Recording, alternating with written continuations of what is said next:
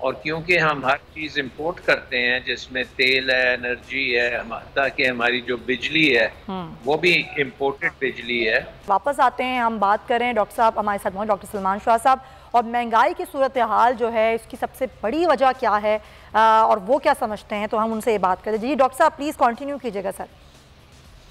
देखें, पाकिस्तान में आपको मालूम है कि हमने तकरीबन 22 IMF प्रोग्राम किए हैं, और उन IMF प्रोग्राम की एक बेसिक वजह हमेशा होती है बैलेंस ऑफ पेमेंट क्राइसिस, यानी कि आपके मुल्क में इंपोर्ट्स जो हैं डॉलर्स में वो बहुत ज़्यादा होती हैं, एक्सपोर्ट्स डॉलर्स में बहुत कम होती हैं। वो जो ट्रेड डेफिसिट है वो रिमिटेंसेस के बावजूद पूरा नहीं होता। अगर आपको वीडियो पसंद आई है तो लाइक पर क्लिक करें। और एक खसारा रहता है जिसे करंट अकाउंट डेफिसिट कहते हैं, और उसकी वजह से आपको बेशुमार बैरूने मुल्क कर्जे लेने पड़ते हैं, और फिर कर्जों की जब अदायगी करनी पड़ती है तो उसके लिए भी डॉलर्स नहीं होते, और हत्ता के कर्जों के सूद के ऊपर जो डॉलर्स पे करने होते हैं वो भी आपको और कर्जे लेके पड़ते हैं। तो ये लेकिन डॉक्टर साहब जब इमरान खान के दौर में महंगाई 13% थी, सर जब इमरान खान के दौर में महंगाई 13% थी तो वो क्या पॉलिसीज़ थी?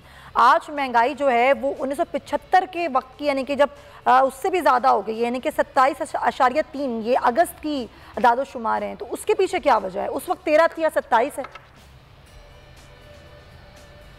देखें, जो IMF प्रोग्राम है वो कहता है कि जब आपके पास डॉलर्स नहीं हैं तो फिर आपको डॉलर की कीमत जो है सप्लाई और डिमांड के मुताबिक तय करनी पड़ेगी। अच्छा। और जब डॉलर कम होते हैं तो डॉलर की कीमत बहुत ज़्यादा हो जाती है, और क्योंकि हम हर चीज़ इंपोर्ट करते हैं जिसमें तेल है, एनर्जी है, ताकि हमारी जो बिजली है वो भी इंपोर्टेड बिजली है, तो वो डॉलर्स में जब उसकी अदायगी करनी पड़ती है तो रुपया इतना कमज़ोर है कि वो बहुत महंगे रेट्स पे फिर अवाम तक पहुंचती है, और उसका फिर एक इन्फ्लेशनरी इम्पैक्ट, तो ये रुपये की कुव्वत ख़त्म होने की वजह से एक बहुत बड़ा इम्पैक्ट है।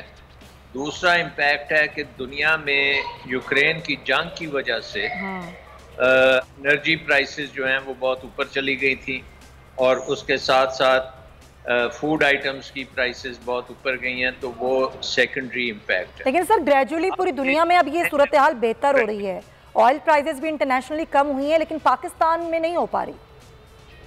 जी, उसकी वजह ये है कि IMF प्रोग्राम में एक शिक है जिसका ये कहना है कि जितना हुकूमत खर्चा करेगी वो अपना खर्चा टैक्सेस से कलेक्ट करेगी, और जब हुकूमत का खर्चा ज़्यादा होता है तो टैक्सेस जो हैं वो ज़्यादा कलेक्ट करने पड़ते हैं, और टैक्सेस जो हैं वो हमारी बिजली के ऊपर भी लगे हुए हैं और हमारे तेल पे भी लगे हुए हैं, और उसके साथ साथ उनकी जो रिकवरी है वो भी हम इंक्रीज़ करते हैं, प्राइसेस इंक्रीज़ करके करते हैं।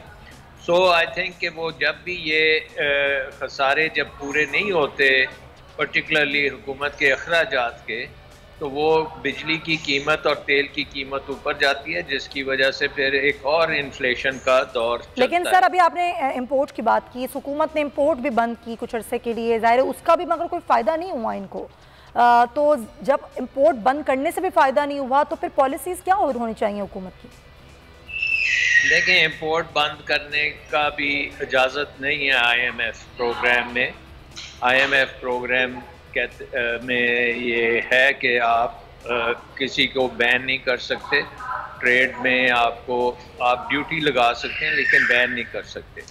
लेकिन इसके साथ साथ जो मेन इशू है वो IMF ने भी अपनी रिपोर्ट में बता दी है, और वो इशू ये है कि पाकिस्तान की जो पॉलिटिकल अनसर्टेनिटी है उसकी वजह से भी रुपया कमज़ोर है।